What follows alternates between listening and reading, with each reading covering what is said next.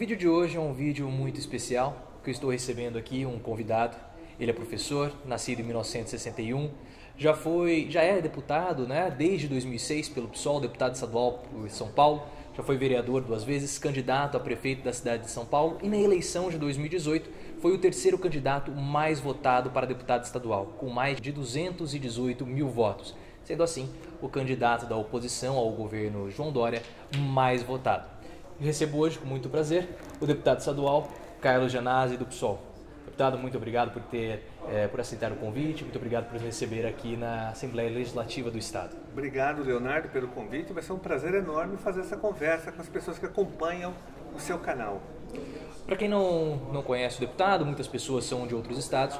O deputado Gianazzi, ele, como eu falei, ele é professor, levanta muito as bandeiras da educação, funcionalismo público. Recentemente tem debatido bastante na plenária contra o governador João Dória, principalmente em relação aos funcionários públicos, né, deputado? Exatamente. E nesse momento, Leonardo, nós estamos aqui fazendo uma obstrução contra a reforma da Previdência, que é uma reforma perversa, né, que tem a ver com a transferência do dinheiro público do Fundo Previdenciário para os bancos, para os rentistas, especuladores da dívida pública, para as empresas de previdência privada. E o Dória apresentou um projeto muito perverso, que vai confiscar salários, que vai elevar a idade mínima de aposentadoria, vai elevar o tempo de contribuição, vai reduzir o valor das aposentadorias, porque ele muda a base de cálculo, vai reduzir a pensão por morte, enfim, vai prejudicar muitos servidores que já estão prontos já têm direito à aposentadoria, alguns que já estão há 2, 3 meses da aposentadoria, 1 ano, vão ter que trabalhar mais 7, 8 anos por conta dessa perversa reforma. Então nós temos aqui um trabalho em defesa da dignidade dos direitos dos servidores públicos do Estado de São Paulo, que são servidores com salários arrochados, defasados, que não têm a database salarial respeitada, né, que são atacados constantemente pelo governo.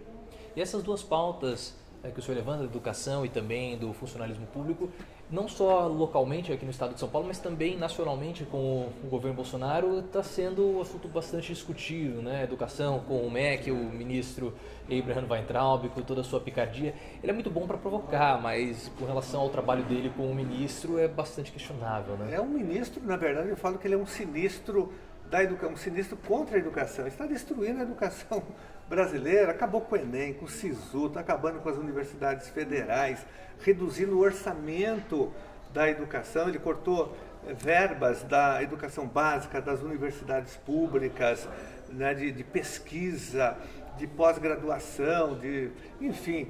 É um absurdo o que vem acontecendo. É um provocador barato, desqualificado, que nem sabe escrever corretamente português. Não sei como ele passou no concurso na Unifesp. Aliás, foi uma banca e uma aprovação altamente discutível. Agora veio à tona, alguns órgãos de comunicação fizeram matérias mostrando como que foi a aprovação dele na Unifesp aqui, acho que no campo de Osasco, em São Paulo. Mas ele é totalmente desqualificado, despreparado, não teria condição nem de ser professor, não sei como ele... Agora foi nomeado pelo Bolsonaro justamente porque o Bolsonaro só nomeia ministros para destruir as pastas, né? O ministro do meio ambiente é contra o meio ambiente. O ministro da economia, né, é contra a economia, e assim vai. O ministro da educação é contra a educação, o ministro do trabalho é contra os trabalhadores. O livro da Thaís Oyama, não sei se você chegou a ler, Tormenta, os bastidores do governo Bolsonaro, eu sempre falo bastante sobre ele no meu canal. Ela vem falando muito sobre isso, que trata dos bastidores e mostra que é um governo de muitas pessoas ressentidas. O próprio Paulo Guedes tem um certo ressentimento porque ele não conseguiu ser professor na FGV e na PUC, o próprio Abraham Weintraub. E a gente não pode esquecer do caso da nomeação do presidente da Fundação Palmares, que é um negro, mas é um negro que é contra os negros, contra o movimento negro, né? E é um movimento de inquietação social que eles acaba refletindo aqui também para as eleições municipais, né? O ano de 2020 nós vamos ter eleições municipais E parece que, não sei se é uma sensação, pelo menos minha, que essas eleições elas estão um pouco mais agitadas do que foram as eleições de 2012. Não sei se o senhor... 2012 não, 2016. O senhor tem essa percepção? É porque agora nós estamos numa nova conjuntura. Hoje você tem uma força ainda maior das redes sociais, você tem o bolsonarismo que não existia na eleição passada, tem o morismo, então você tem outros atores no processo, né? E então as pessoas estão preocupadas porque existe uma vertente aí de extrema direita, de ultradireita, proto-fascista, que também vai disputar e com força, não vai ter a mesma força de 2018, porque aquela onda também perdeu força, a onda de 2018, mas ela vai ter alguma força ainda nas eleições municipais. Isso é preocupante, por isso é que há uma grande indefinição ainda no quadro de muitas cidades para as candidaturas à prefeitura. E como que o senhor vê essas eleições influenciando 2022? São importantes, não são? Elas vão ter um impacto grande, vão ter um impacto menor? Algumas pessoas também falam, o próprio Ciro Gomes fala das eleições dos Estados Unidos como sendo um elemento preponderante para 2022. Como que o senhor enxerga esse cenário? Não tem, eu acho que sim, as eleições municipais são importantes, elas são preparatórias e indicam já uma tendência para 2022, principalmente nas capitais, né? Nas grandes cidades, nas capitais, você já vai apontar para uma tendência, logicamente que não há um determinismo, mas uma tendência, um apontamento do que será 2022 a partir das eleições municipais, agora de 2020. Eu li uma entrevista do professor Marcos Nobre, professor de filosofia da Unicamp. Ele falou que essas eleições elas seriam muito importantes para o Bolsonaro para que ele pudesse consolidar ele como sendo o principal antagonista da esquerda. Então ele precisava trazer os partidos de direita, que seria no caso a direita democrática, para o lado dele e mostrar, olha, eu sou aquele candidato que mais tem condições de evitar que a esquerda volte ao poder. Mas ele não tem partido agora, então como que vai ser possível mensurar a força do Bolsonaro nessas eleições de 2020? Eu acho que o bolsonarismo, esse bolsonarismo fundamentalista, xiita, não precisa de partido, e um partido específico necessariamente. Eu acho que ele vai apoiar candidatos em alguns partidos mais próximos aí, do ponto de vista ideológico, nesse primeiro momento. Está aquele monte dele, está tentando montar talvez o primeiro grande partido proto-fascista do Brasil. Né? O Partido Aliança é um partido proto-fascista. Talvez ele espere isso, mas ele tem um movimento, né? O bolsonarismo, eu acho que é mais do que um partido. Mas eu não sei se o bolsonarismo dura muito tempo também, porque ele está perdendo força no Brasil, está perdendo adeptos, e ele só é útil enquanto ele consegue fazer as reformas do neoliberalismo, que beneficia os banqueiros nacionais e internacionais, o mercado, os cientistas, especuladores da dívida e setores empresariais. A partir do momento que ele não for mais útil, ele pode ser descartado a qualquer momento, pode sofrer até um impeachment, a hora que o mercado, entre aspas, não tiver mais interesse nele, porque já tem amplos setores contra ele, né? Porque ele é muito tosco, é muito ignorante, é machista, é homofóbico, né? Ataca o tempo todo, é um provocador barato, uma pessoa totalmente desqualificada, né? Então ele não tem também o apoio de vários setores da elite brasileira, que não gostam dele, estão tolerando porque ele faz reformas, ataca a imprensa todos os dias, lá naquele cercadinho que ele montou no palácio, enfim. Mas tem um momento, ele só é tolerado porque ele faz as reformas que estão interessando nesse momento ao capital nacional e internacional. A partir do momento que ele não fizer mais isso, ele cai rapidamente. Daí a nossa preocupação não é nem o Bolsonaro, é o Moro. O Moro é o grande perigo, na verdade, né, que pode substituir o Bolsonaro, e ele é mais terrível no sentido de aprofundar o processo de dominação de classes no Brasil, o protofascismo. Ele é muito mais, talvez, preparado nesse sentido do que o Bolsonaro. O que seria esse protofascismo, deputado? Um Estado autoritário ou totalitário no Brasil, né, de perseguição aos movimentos sociais, de endurecimento com as lutas sociais, com a oposição, com a esquerda, e com as lutas do povo, e, sobretudo, no campo econômico, com a intensificação da acumulação capitalista, do aumento da margem de lucro do capitalismo, né, em detrimento da força do trabalho, que já está sendo precarizada hoje no Brasil. A uberização, a precarização que vem ocorrendo por conta da reforma trabalhista, a reforma da Previdência, a lei da terceirização. Então a força de trabalho no Brasil está sendo enfraquecida cada vez mais. Nós vamos chegar no momento em que nós teremos poucos empregos e empregos precarizados, né? Então o Moro ele aprofunda para manter essa acumulação capitalista agora, e sobretudo o capital financeiro, nacional e internacional, e da margem de lucro desses setores empresariais de peso. Você tem que ter um Estado autoritário, senão você não consegue manter o povo ali dominado, né?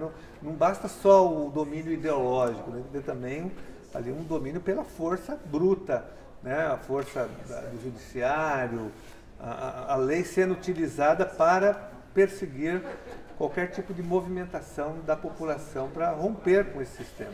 O senhor falou da questão do trabalho, isso é um ponto interessante. O próprio ex-presidente Lula, desde que saiu da cadeia em Curitiba, tem falado muito sobre isso, sobre a uberização da economia, a uberização do trabalho.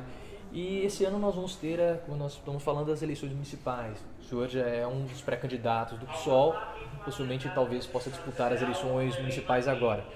E como que é para se reconectar com a periferia? Porque o senhor falou do Bolsonaro, mas o Bolsonaro ele tem desde abril 30% de aprovação e ele está muito cristalizado nessa parte. E como a população brasileira não é composta majoritariamente por ricos, então nós temos também pessoas da periferia que apoiam o governo Bolsonaro.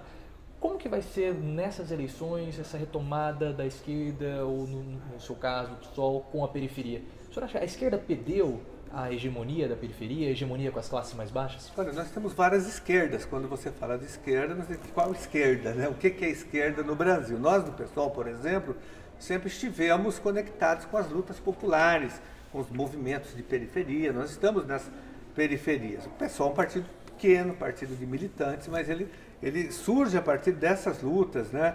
Lógico, de uma contradição do PT, 2003, 2004, com a reforma da Previdência, com o desvio já ideológico do PT, que começa em 2003, mas o pessoal sempre esteve conectado. Acontece que o PT, né, e o PCdoB e alguns partidos aliados desse campo, por estarem no governo federal durante 13 anos, abandonaram as lutas sociais, abandonaram os movimentos, né, e desarmaram o que nós tínhamos de organização popular, né, como a própria CUT foi desarmada, a UNE, a UEE, setores do MST, que eram movimentos mais fortes nos anos 80 e nos anos 90, eles foram perdendo força porque eles foram, de uma certa forma, eles foram cooptados, né, pelo governo, entendeu? Esse foi um erro gravíssimo dos movimentos. Então isso enfraqueceu a nossa penetração. Ou seja, os governos do PT, de Lula e Dilma, não prepararam, não fizeram um trabalho de conscientização com a população.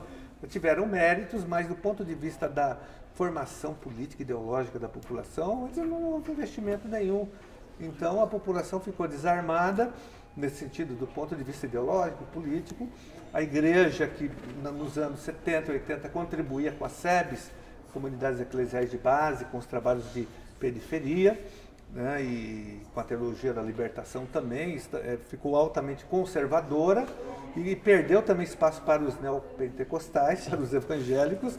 Então esse espaço vazio que foi deixado por setores da esquerda, ele foi ocupado pelos setores conservadores, principalmente pelas igrejas evangélicas, essas novas, não as mais antigas, a Batista, a Assembleia de Deus, essas novas, né, de Macedo, a Universal, a Mundial, essas neopentecostais que levam uma grande parte da população a um processo de alienação política e de legitimação desses governos autoritários, por falta de informação, de conhecimento, né, na pobreza que estão vivendo. Eles são vítimas desse processo de domínio ideológico.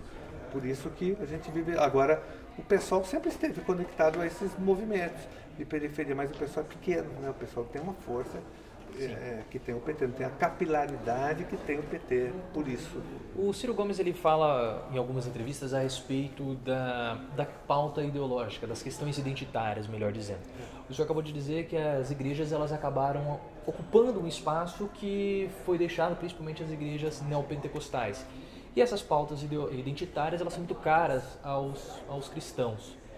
O senhor acha, na sua opinião, que as pautas identitárias elas atrapalham a esquerda a ter a sua conexão com a periferia, principalmente com o eleitor mais cristão? Porque quando a gente pega as pautas da esquerda com as pautas da Igreja Católica, com os valores cristãos, são valores muito próximos.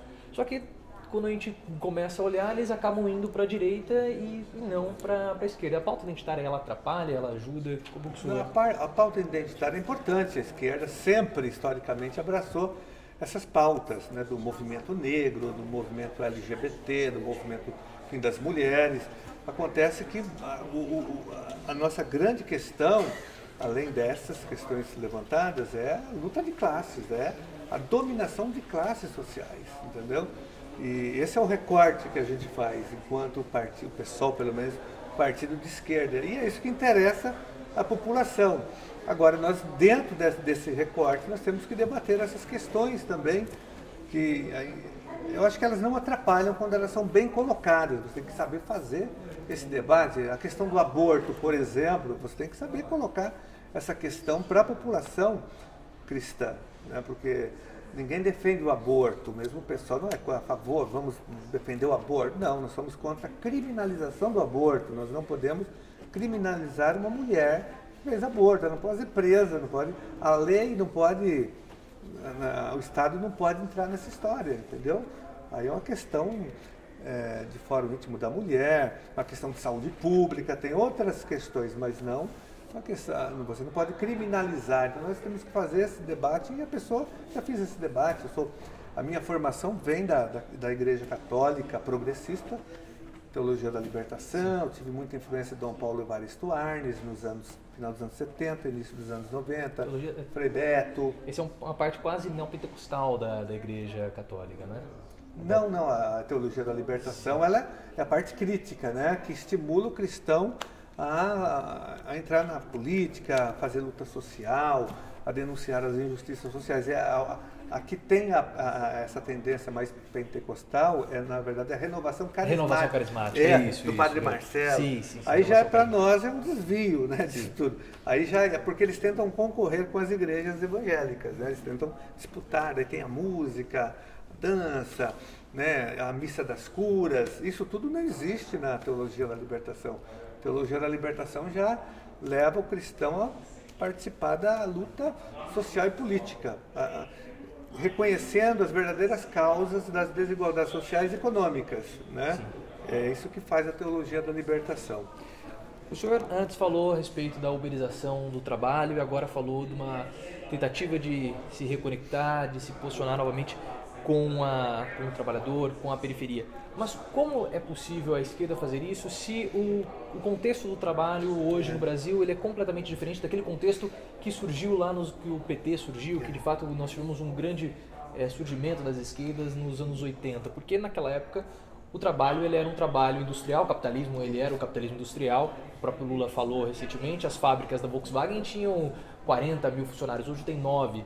E é um contexto muito diferente. O Tarso Genro falou que o PT ficou obsoleto. Eu acho que o PT ficou obsoleto. No meu ponto de vista, a esquerda ficou obsoleta não por conta política, mas por conta social. Porque o trabalho hoje é completamente diferente. Se eu sou um funcionário com PJ, o meu patrão, ele não é meu patrão, ele é meu cliente, porque eu presto um serviço para ele. Logo, se eu não sou mais funcionário, eu sou patrão, a esquerda, que é do trabalhador, não me interessa mais, porque eu não sou mais trabalhador. Agora eu sou um patrão de mim mesmo. Como que se conecta com esse novo paradigma do trabalho? Eu vejo que é muito difícil, não tem mais os sindicatos, a gente consegue se conectar com o funcionário público. O funcionário público, ele tem, de certo modo, ele tem a sua organização, ele tem ali o seu sindicato, mas esse novo contexto do trabalho, como que a esquerda pode se conectar com ele? Olha, primeiro que o processo de mais-valia continua acontecendo, mesmo nessa nova conjuntura. A exploração do trabalho continua acontecendo, né? O que nós temos que entender agora é que a esquerda tem que se reinventar, ela tem que entender essa nova realidade, né? E tentar organizar as pessoas que estão sendo exploradas no mundo do trabalho. Logicamente, é o que você falou corretamente, nós estamos mais nos anos 70, né? Quando você tinha os grandes sindicatos atuando, e até nos anos 80 também, porque você tinha as fábricas, tinha empresas funcionando. Hoje você tem uma indústria falindo no Brasil, quase não há indústria no Brasil, né? O setor industrial está perdendo força cada vez mais, o emprego formal, então é um novo desafio para a esquerda. Ela tem que mudar a linguagem, ela tem que se reinventar, mas ela não vai perder a sua essência de ficar do lado de quem está sendo explorado. Agora ela tem que se adaptar a essa nova realidade, principalmente com a nova linguagem, uma nova forma de organização, até porque os sindicatos perderam a força com a reforma trabalhista, então ela tem que buscar novas formas de organização. Isso que já vinha acontecendo um pouco, e culminou em 2013, que foi um movimento importante, quando as pessoas se organizavam sem a presença dos sindicatos, havia uma crise aí de representatividade. 2013 mostrou isso. Agora, a esquerda não soube entender, ela errou, porque ela que viajou, isso é coisa dos Estados Unidos, dos americanos, da CIA, né, que tem influência. Um absurdo total, na verdade, não, porque nós criamos 2013, nós que aqui em São Paulo, nas manifestações do Passe Livre, eu estava lá, Plínio de Arruda de Sampaio estava lá, o pessoal participou ativamente e vários movimentos críticos. Acontece que como o PT era governo, o PT criminalizou e não entendeu esse movimento, aí a direita capturou o movimento. A Rede Globo, o MBL, setores empresariais, daí sim, esse movimento mais proto-fascista capturou o movimento. Mas o embrião dele era interessante. Aí o PT errou, porque não tinha mais compromisso, na verdade, com as lutas sociais, nem com a transformação social. Aí o PT já tinha perdido o seu projeto de transformação social e transformou esse projeto num projeto de poder. Por isso que ele não fez nenhum tipo de mudança, não aproveitou a correlação de forças do início das manifestações de 2013. Ali ele tinha que fazer a virada, aproveitar uma correlação de forças da população que queria serviços públicos de qualidade, padrão FIFA. Ali tinha que fazer grande reforma do Brasil, mandar os projetos para o Congresso Nacional e a população ia apoiar, com certeza, mas não fez isso, né? Recuou. Aqui em São Paulo foi uma vergonha. O governo Haddad, no dia de voltar atrás no aumento das passagens, ele não teve coragem de fazer sozinho, foi se esconder atrás do Alckmin, ele foi anunciar junto com o Alckmin, tinha que ter feito isso, né, lá da Prefeitura de São Paulo, ter bancado, não teve coragem, então aí deu nisso, né? Agora tem um revisionismo, tem até gente falando que foi um movimento de direita, né? O 2013 ele foi criado, primeiro foi um movimento de esquerda na sua origem, depois teve o apoio da população, que queria serviços públicos de qualidade, né? Depois, sim, como não houve resposta, o governo era do PT, em tese não era um governo de esquerda. Sim. O governo do PT não era de esquerda, né? Então, principalmente do ponto de vista econômico, que manteve os juros nas alturas, era um governo neoliberal também, né? Fez reforma da Previdência contra os trabalhadores em 2003, enfim, e principalmente no final do governo Dilma ali, nos últimos, que nomeou o Joaquim Levy, um homem do sistema financeiro, da economia, mas o PT perdeu a grande oportunidade de fazer uma grande mudança no Brasil em 2013. E depois o movimento foi capturado, aí eu concordo. Ele foi capturado e virou 2015, né? Os coxinhas, esses grupos de extrema-direita, MBL e companhia. E o senhor acha que essa falta, o senhor falou que a esquerda precisa se reinventar com a questão do trabalho. Essa falta de uma pauta do trabalho ou essa obsolescência do discurso do trabalho fez com que a esquerda só tivesse hoje, na sua maioria, a pauta identitária? Não, acho que não foi só isso, não, né? Essa pauta identitária é necessária, é importante. O próprio Arminio Fraga ele falou recentemente que ele é de direita, ele falou assim que a economia ela melhora com a inclusão dessas pessoas, com a melhora de vida dos negros, do público, dos homossexuais, também das mulheres, e eu concordo com ele. Será que não é isso que a esquerda pode tentar trazer, aliar a pauta do trabalho, a pauta econômica com a pauta identitária? Eu acho que sim, porque não tem como deixar de lado a questão do racismo estrutural no Brasil. O Brasil é um país negro, mais da metade da população é afrodescendente, então não tem como você não debater essa questão hoje no Brasil. né, a questão das mulheres, a violência contra as mulheres. O Brasil é um dos países que mais violenta as mulheres do mundo, do planeta. Não tem como não debater isso. A questão LGBT, o Brasil é um dos países mais homofóbicos do mundo, né? A comunidade LGBTQ é morta. Mais de 400 pessoas são mortas, exterminadas no Brasil por conta da sua orientação sexual, né? Isso é o que é registrado. Isso é grave, tem que ser debatido, resolvido, mas dentro de um contexto, né, econômico, político também, senão você não resolve a questão maior, que é a questão da exploração do trabalho, da desigualdade social, da miséria social, da fome, e tudo isso você tem que combater. Esses temas são fundamentais. E acho que um tema não exclui o outro.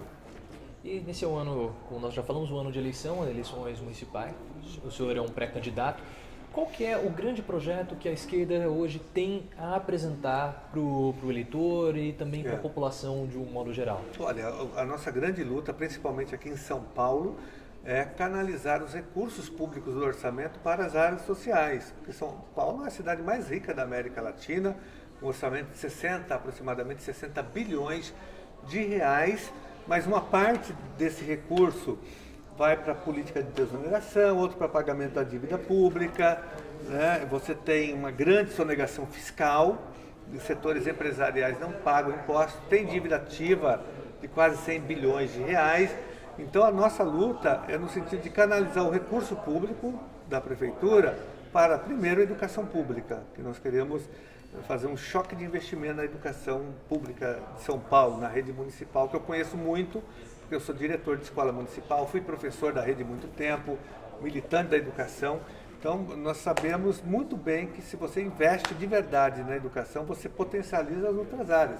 Você melhora a saúde, melhora a questão do emprego, você diminui a violência. A educação é o principal instrumento de desenvolvimento social, humano, econômico, tecnológico e cultural. E nas outras áreas também, que você tem que investir e tem recurso para isso. A questão é a prioridade. Nós queremos inverter prioridades, implantar o orçamento participativo, chamando a população para discutir esse orçamento. É importante que a população conheça o orçamento, como que funciona, né, o que tem de fato, quanto que paga de desoneração fiscal. A hora que a população começa a entender isso, ela começa a exigir mais investimento nas áreas sociais. Agora, a gente está chegando no final, gostaria de conversar um pouco sobre o PSOL. O senhor falou na entrevista que o PSOL ele se desmembrou do PT, né, por conta de questões diferentes, por conta de algumas divergências, mas há uma crítica grande que as pessoas fazem ao PSOL, que o PSOL saiu do PT, mas sempre ficou orbitando ali o PT, votando em conjunto, quase como se fosse um puxadinho, um agregado. E esse ano que nós estamos vendo nas eleições municipais é uma dificuldade do PT em lançar candidatos. No Rio de Janeiro, o PT não tem um candidato sólido como o PSOL tem o Freixo. Também em Porto Alegre, talvez o PT apoie Manuela Dávila lançando um candidato a vice. Aqui em Ribeirão aqui em São Paulo, sou de Ribeirão, mas Ribeirão também não vai ter candidato do PT. O pessoal lá, possivelmente quem vai levar lá talvez o Nogueira ou o filho do Rafael Silva, que é deputado. Isso, falei com ele ontem, ele falou. Passei com ele aqui. O filho dele agora está na Câmara dos Deputados. Isso, ele está substituindo o Luiz Flávio, que está doente. Por 2 meses. Ele pode ser o candidato do Ricardo Silva. E aqui em São Paulo o PT não tem um nome forte. Falaram de Marta Suplicy, mas ela tem rejeição dentro do partido. Ali dentro do PT seria só a Fernanda Haddad. Será que esse é a grande oportunidade, de fato, do PSOL se libertar, podemos dizer assim, do primeiro, PT? Olha, o PSOL, muitos falam puxadinho do PT. Na verdade, nos governos Lula e Dilma, o PT fez oposição de esquerda. Nós éramos oposição aos governos do Lula e da Dilma. Fazemos uma oposição ali de esquerda. Isso eu quero deixar claro. Quando teve... O que é uma oposição de esquerda? Não, trazendo o PT para as pautas de esquerda. Por exemplo, nós... quando o PT lançou o ProUni, nós dizíamos o seguinte: o dinheiro investido no ProUni poderia ser investido para colocar os alunos em universidades federais, universidades públicas, porque o dinheiro do ProUni ele abasteceu e enriqueceu muitas universidades privadas que não ofereciam nenhum tipo de qualidade de ensino. Aquela Uniesp, que foi uma picaretagem total. Muitas faculdades ganharam muito dinheiro com o ProUni, sem oferecer nada de qualidade de ensino. A educação à distância cresceu muito, de uma forma assim massificada, nos governos do Lula e da Dilma. Foi lá que tudo isso, Fernando Henrique começou, mas esse processo foi potencializado nos governos de Lula e Dilma. E nós fazíamos as críticas, entendeu? Esse valor que vocês estão investindo poderia ser investido na construção de universidades públicas para incluir esses alunos.